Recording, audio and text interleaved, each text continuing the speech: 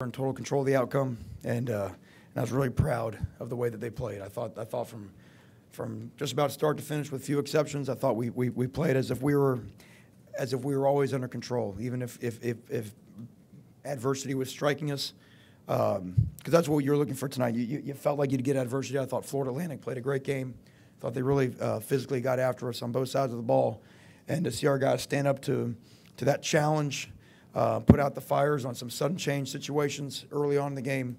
Those are the type of things that you can really take confidence from that going forward, that when you get into some backs against the wall type situations, that you can respond positively to help out the football team. Questions?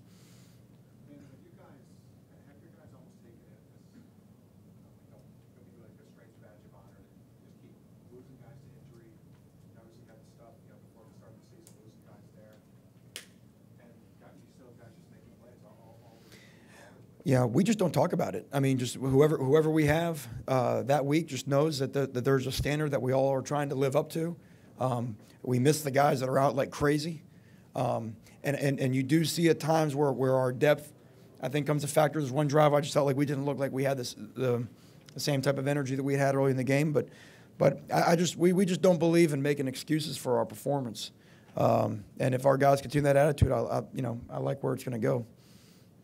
Other than that one long run in the rushing game for them, you guys did a great job of stopping the run tonight. Just was that the plan coming in, and how proud, other than that one long run, how were you of your guys? It's who we are. The first sort of tenet of our defense is stop the run.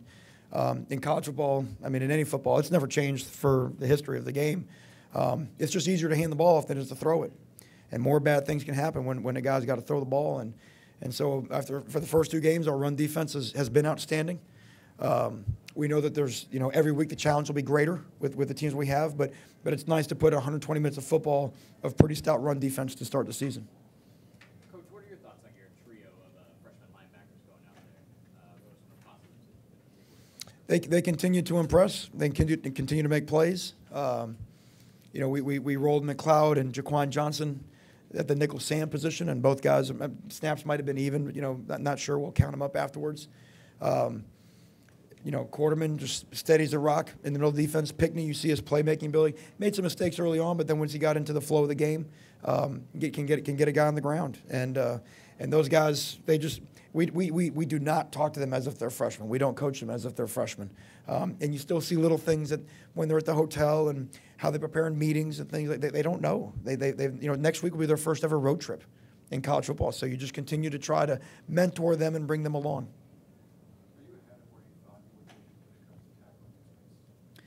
I don't know where we thought we would be at this time. I know that, save the one long run today, that we're doing a nice job of tackling on the perimeter. Our guys have bought in to the system of tackling that we've put in. We rep it every day. We train it every day.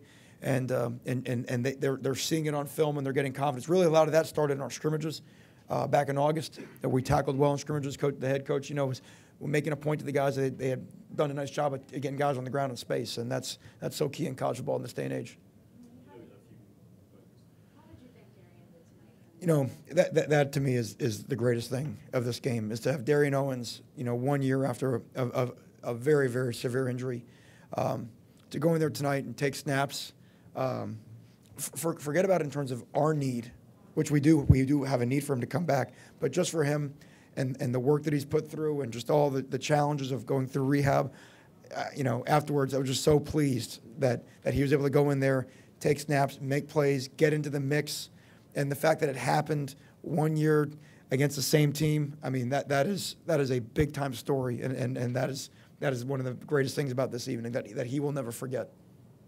Quite a few plays made along the defensive line, but McIntosh in particular, where you think his ceiling is at this point? Well, we don't look to define that. What we talk about is that every game has to be our worst game. We told them after last week's game that has to be the worst game we ever play on defense here. Not the same result. That doesn't mean you hold someone to 3 necessarily, but our performance has to continually improve. This has to be, when we look back at the end of the season, our second worst game on defense. We have to continually try to push and strive ahead, and our defensive players have to stack a better performance on the performance they had the week before. So that will be what we continue to push a guy like Kendrick on. And the great thing about those guys is that they love it. They love being held to that standard. you know, it was great to see him step up. I love this competitiveness, his urgency.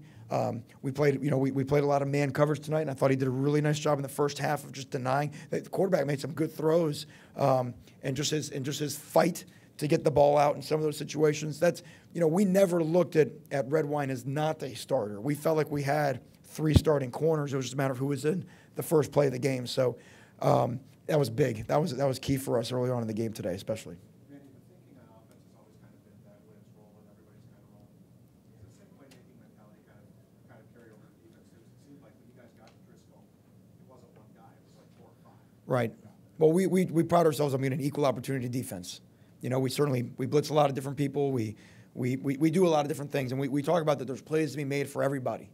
And sometimes who actually makes the play might be because of the efforts of somebody else. So we make a big deal tomorrow in the film room of this guy got the sack, but this guy is actually the guy that got the pressure, and we try to sugar everybody equally, because when we do poorly, usually it's not just one guy that did poorly. And when we do well, normally there's a multitude of people that contributed to that big play. So, yeah, we want to see our tackle for loss and our sack numbers spread out amongst the width of our defense. Your thoughts on Gerald Willis' first game? Yeah, it looked like he went in there and made some plays. We'll have to study the film, you know, especially at that position. It's always hard to really gauge, even just off of stats and things like that, how a guy did. But we had to have him. And the one thing it looked like we were stout on the inside of our defense. You know, when we were challenged between the tackles, it looked like more often than not they went backwards. Excellent. Thank you all very much. Have a good night.